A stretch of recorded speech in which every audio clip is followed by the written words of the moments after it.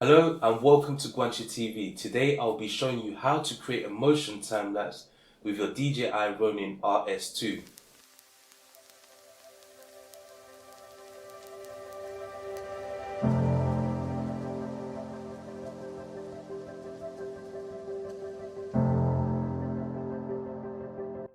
Creating motion time-lapses are a great way to increase production value and add more dynamic range and depth to your storytelling.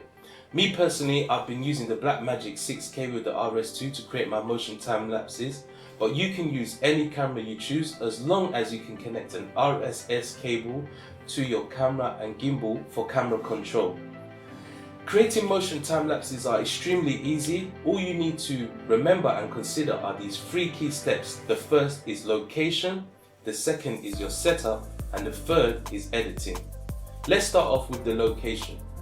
When choosing your location, you always want to choose an area that is busy, preferably with a lot of people, a lot of movement, cars, and a lot of action. Whenever you're planning to create a time-lapse, you need to consider your location.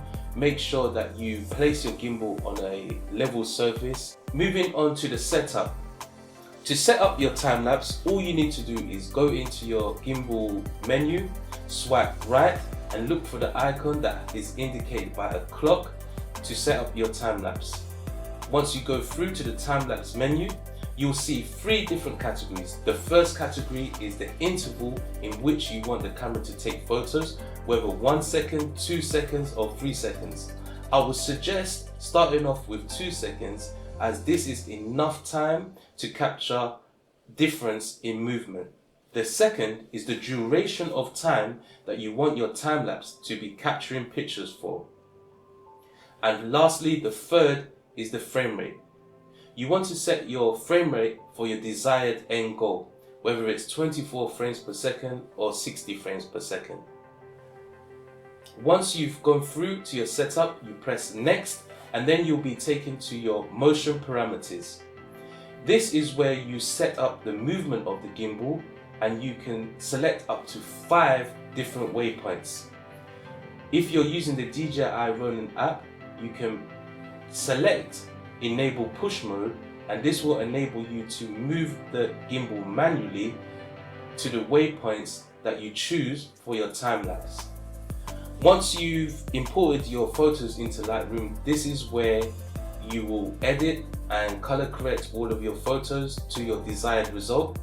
You'll copy those settings from one image and then paste them onto all of the images that you've taken in your time-lapse. We're then going to use all of these photos. Once you have them in Premiere Pro, we want to select all of the frames, right click, scroll down to speed and duration. Here, you will change all of your frames to 1 second. Once you've done that, you will then right click and close all of the gaps of the files, play through your time-lapse, make sure it is your desired result before exporting, and then there you have it. You now have a complete motion time-lapse. If you found this video helpful, please leave your feedback in the comments below. It will be great to see some of the time-lapses that you've created, so leave your links to your time-lapse videos in the comment section below.